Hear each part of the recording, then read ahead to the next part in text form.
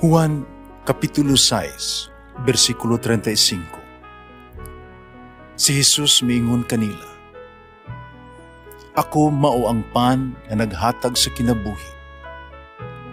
Ang muari kanako, dili nagayod gutumon, ug ang mutuo kanako, dili nagayod uhawon."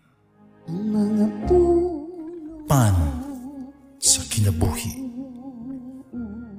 maglikon unta sa mong pagtuo ug gagaka kami sa pagtuman sa imong mahal nga kasuguan.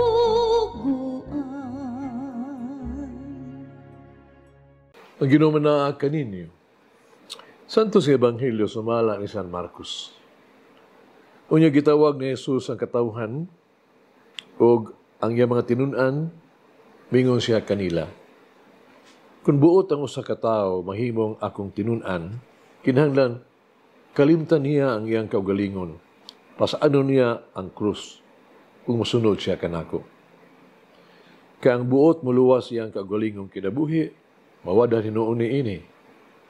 Apan kadto maghalad siyang kinabuhi alang kanako ug sa maayong balita dili mawad-an niini. Usay makuha sa usa ka tawo kung maangkon niya ang tibuok kalibutan, pagkawad-an siya sa iyahang kinabuhi. Wala gayud. Walay bisan unsa nga ikahatag ang usa ka tawo aron mabawi niya ang iyang kinabuhi. Basta kung ako ang mga pagtulunan, ikaulaw na sa katao ni ining dautan o makasala ng kaliwatan, ikaulaw usab siya sa akong anak, sa anak sa tao, ining abot niya kuyog sa mga anghel nga balaan. Inubanan si Maya sa iyang amahan. Imingon siya, timan ikini, pipila ka ninyo dinhi, dili mamatay, hantod nga makita nila ang gamahanang paghari sa Dios. Ang Ebanghelyo sa Ginoo. Pasalamati ang Ginoo kay siya maayo, ang iyang gugma mulungtad hangtod sa kahangturan.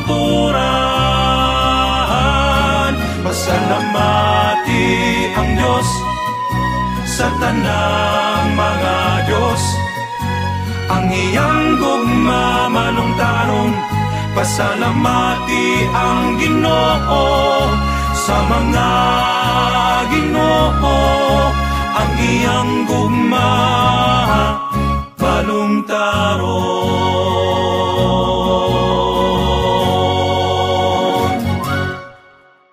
Kitang tanan gitawag pagkadisipulo.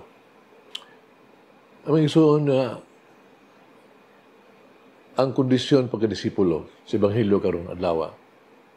Nahatag tog murag tulo ka pamaagi aron mahimo kitang tinuan ni Jesus. Una maong pagdumili sa kaugalingon, deny ourselves. Kini mo ang paghimo kay Jesus nga sentro sa kinabuhi. Si Jesus kinahanglang maguna ug labaw tanan sa bisan unsa nga ato ang isulti o buhaton. Pagdumili sa kaugalingon, nagpasabot nga kita makaingon nga dili sa mga pangandoy o ambisyon o mga tinguha sa kaugalingon o ato ang ipahiangay hinuon ang ato ang iyong kaugalingon sa gusto sa Dios o sa iyang kabubuton. Ikaduha, mao ang pagpasaan sa iyang krus. Nagpasabot kini sa pagkaanaa sa pagdawat sa mga sakripisyo alang kang Jesus o alang sa iyang misyon. Andam kita sa pagkinabuhi, sa iyang kinabuhi, pagsunod sa iyang tunog, paghalad sa tibuok natong kinabuhi, sa pagtrabaho sa iyang parasan, pagpasaan sa iyang krus, ang paghalad sa itong kinabuhi, ngadto kaniya. Katulo, mao ang pagsunod kaniya. Mao kini ang paghatag kang Jesus sa itong bugos nga pagka masinugtanon o hingpit na pag-alagad. Atong gitutok ang ato ang direksyon ngadto kang Jesus. Gitutok nato ang ato ang tumong sa iyang misyon. Atong gisunod ang ato ang kinabuhi sa iyang kinabuhi. Busa ang iya mga pulong mausab ang ato ang pulong. Ang iyang ehemplo mao sa mga tuang sundon. Ang pagsunod kay Jesus mao ang pagtugyan sa itong kinabuhi, tibuok itong kaugalingon ngadto kaniya. Ang pagsunod kaniya mao ang pagbuhat sa iyang gusto kung unsa ang iyang pagpuyo, tugutan nato nga mugiya kanato. Karon sa pagtuman ni ining mga pagkondisyon sa pagkadisipulo, kita gipasaligan sa kinabuhing dayon. Jesus sigurado yung magkaila kanato o dili na kita ikaulaw niya iabot sa himaya sa iyang amahan. Doon ko ipaambitin nyo sa poem nga kung nadawat diha sa email. In English, kini. It goes, I knelt to pray, but not for long. I had too much to do. I had to hurry and get to work, for bills would soon be due. So I knelt and said a hurried prayer and jumped up of my knees. My Christian duty was now done. My soul could rest at ease.